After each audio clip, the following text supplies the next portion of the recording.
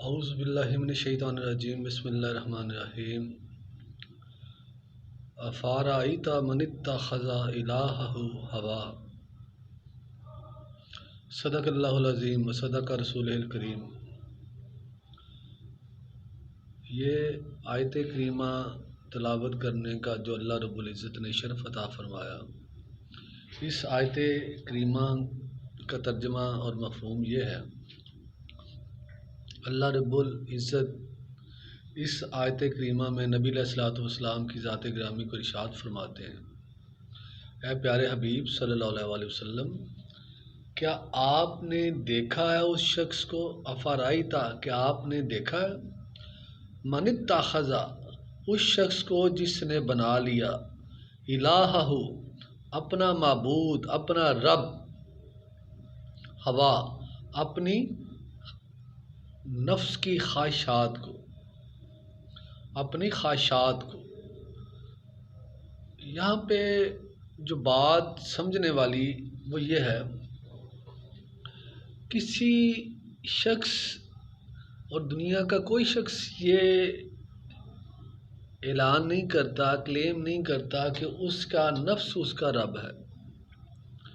اس کی خواہشات اس کی رب ہے۔ اس آیت کریمہ کا مطلب کیا ہوا؟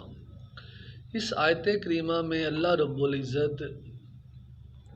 جو ایک کنسیپٹ ہمیں سمجھانا چاہ رہے ہیں، اور وہ یہ ہے کہ انسان اللہ کے احکامات کو چھوڑ کر، اللہ کے احکامات کو چھوڑ کر جس کو بھی فالو کرتا ہے تو وہ اس کا الہ ہوتا ہے۔ الہ اس ہستی کو کہتے ہیں جس سے انسان حکم لیتا ہے، جس سے انسان حکم لیتا ہے، جس کو فالو کرتا ہے اپنی ساری زندگی میں۔ تو جو شخص اللہ کے حکم کو چھوڑ کر اپنے نفس کی مرضی، اپنے نفس کی خواہشات کو فالو کرتا ہے، اس کو پیروی کرتا ہے، اس کی اطاعت کرتا ہے، تو یہ آیت کریمہ یہ سمجھا رہی ہے ہمیں، مجھے اور آپ کو، کہ اصل میں اس نے اللہ رب العزت کو رب ماننا چھوڑ کر اپنے نفس کو رب بنا لیا، چونکہ یہ اللہ رب العزت کا حق ہے کہ اس کے حکم پر چلا جائے، اس کی اطاعت کی جائے، ساری زندگی اسی کی عبادت کی جائے، اسی کی بندگی کی جائے، اسی کے حکم پر چلا جائے، ساری زندگی اسی کے حکم پر چلا جائے، ساری زندگی اسی کی اطاعت کی جائے۔ لیکن جب کوئی انسان اللہ کے حکم کو چھوڑ کر، اللہ کے دین کو چھوڑ کر، اللہ کی شریعت کو چھوڑ کر وہ اپنے نفس، اپنی خواہش، اپنی مرضی کو فالو کرتا ہے، اور ساری زندگی اپنی مرضی کو، اپنی خواہش کو، اپنے نفس کو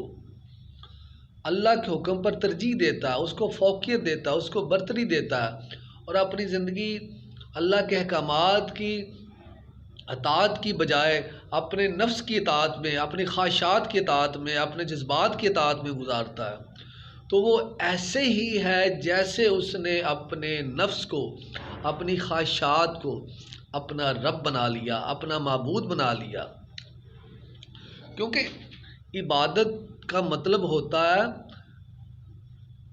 عبادت الہی کا مفہوم یہ ہے کہ اللہ کے حکم پر چلنے کو عبادت کہتے ہیں۔